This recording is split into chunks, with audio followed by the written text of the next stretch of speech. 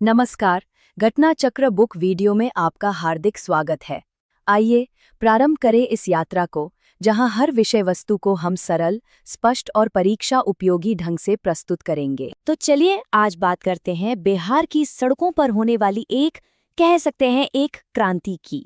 ये एक ऐसा प्रोजेक्ट है जो सिर्फ सफर का वक्त ही कम नहीं करेगा, बल्कि ये पूरे इलाके की किस्मत बदलने की ताकत रखता है। तो आखिर सवाल यही उठता है कि बिहार में सफर का जो अनुभव है, वो असल में बदलने वाला कैसे है। देखिए, ये सिर्फ एक सड़क की कहानी नहीं है, ये एक बहुत बड़े बदलाव की शुरुआत है। तो चलिए एक एक करके इस बदलाव की परतों को खोलते हैं और समझते हैं कि ये है क्या। ये सब कुछ शुरू हुआ एक बड़ी सरकारी मंजूरी के साथ, एक ऐसी मंजूरी जिसने, आप कह सकते हैं, इस प्रोजेक्ट को सिर्फ कागजों से निकालकर हकीकत में बदलने का रास्ता खोल दिया। याद रखिए ये तारीख 28 मार्च 2025। ये तारीख बिहार के इंफ्रास्ट्रक्चर के इतिहास में एक मील का पत्थर बन गई है। क्यों? क्योंकि इसी दिन पटना को आरा और सासाराम से जोड़ने वाले इस बेहद जरूरी आर्थिक गलियारे को आधिकारिक तौर पर हरी झंडी मिली। और एक बात साफ कर दे, ये कोई मामूली राज्य स्तर की योजना नहीं है। इसे मंजूरी मिली है केंद्र सरकार की सबसे बड़ी आर्थिक समिति यानी CCEA से। देखिए, जब CCEA से मंजूरी मिलती है ना, तो इसका सीधा सीधा मतलब ये होता है कि प्रोजेक्ट को नेशनल लेवल पर इंपॉर्टेंस दी जा रही है। और सबसे बड़ी बात, इसके लिए फंड्स की कोई कमी नहीं होने वाली। तो आखिर ये प्रोजेक्ट है कितना बड़ा? चलिए अब जरा इसके स्केल को कुछ नंबर्स में समझने की कोशिश करते हैं, जो इसकी पूरी तस्वीर को और भी साफ कर देंगे। अंदाजा लगाइए, ये कॉरिडोर 120 किलोमीटर से भी ज्यादा लंबा होने वाला है। ये बिहार के कई जरूरी शहरों को एक सीधी तेज रफ्तार वाली लाइफलाइन से जोड़ देगा। और अब बात करते हैं लागत की। तैयार हैं? 3,712 करोड़ रुपए। ये कोई छोटी मोटी रकम नहीं है, ये एक बहुत बड़ा इन्वेस्टमेंट है। और ये दिखाता है कि सरकार इस प्रोजेक्ट को लेकर कितनी सीरियस है और इस इलाके के लिए ये कितनी ज्यादा अहमियत रखता है। और ये भी समझ लीजिए कि ये कोई आम सड़क नहीं बनने वाली है। ये होगा एक प्रॉपर 4 लेन का एक्सेस कंट्रोल्ड हाईवे। अब इसका मतलब क्या है? इसका मतलब ये है कि सफर के बीच में आपको कोई लोकल ट्रैफिक, कोई फालतू के कट्स नहीं मिलेंगे। बस सीधी, तेज और सुरक्षित राइड।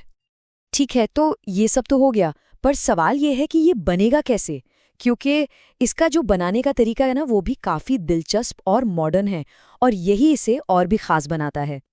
तो देखिए, इस प्रोजेक्ट में 2 तरह के कंस्ट्रक्शन मेथड्स का इस्तेमाल हो रहा है, ग्रीनफील्ड और ब्राउनफील्ड।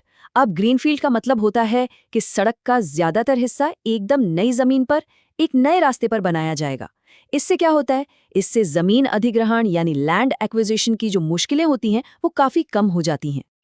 तो जैसा कि आप देख सकते हैं, ज्यादातर हिस्सा तो एकदम नया है, लेकिन करीब करीब 10.5 किलोमीटर का जो हिस्सा है, वो ब्राउन फील्ड है।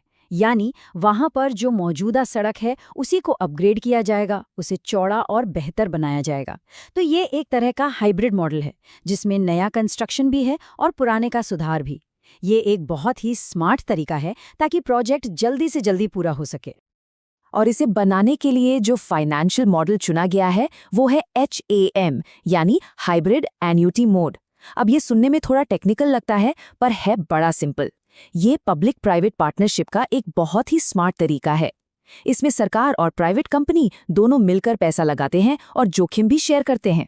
और इसका सबसे बड़ा फायदा ये है कि इससे प्रोजेक्ट के टाइम पर पूरा होने और उसकी क्वालिटी अच्छी होने के चांसेस बहुत बढ़ जाते हैं।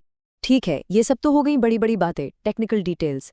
लेकिन सबसे जरूरी सवाल तो ये है कि इन सब का आम इंसान के लिए क्या मतलब है। मतलब ये जो करोड़ों का निवेश हो रहा है, ये जो कंक्रीट बिछ रहा है, इससे रोजमर्रा की जिंदगी पर क्या असर पड़ेगा, वो कैसे बदलेगी?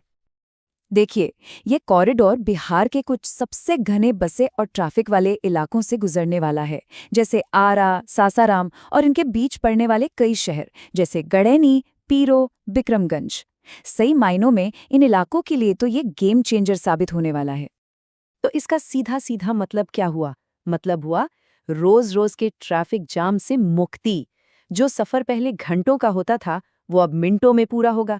इन शहरों के बीच आना जाना ना सिर्फ तेज हो जाएगा, बल्कि पहले से कहीं ज्यादा आरामदायक और सबसे जरूरी सेफ भी हो जाएगा। तो आखिर में ये एक बड़ा सवाल छोड़ जाता है, क्या ये नया इकोनॉमिक कॉरिडोर सिर्फ एक और सड़क बनकर रह जाएगा, या ये सच में बिहार के इस हिस्से के लिए विकास की एक नई लाइफलाइन साबित होगा? एक ऐसी लाइफलाइन जो सिर्फ गाड़ियां नहीं बल्कि व्यापार, रोजगार और तरक्की के नए रास्ते भी खोलेगी। खैर, इसका जवाब तो आने वाला वक्त ही देगा।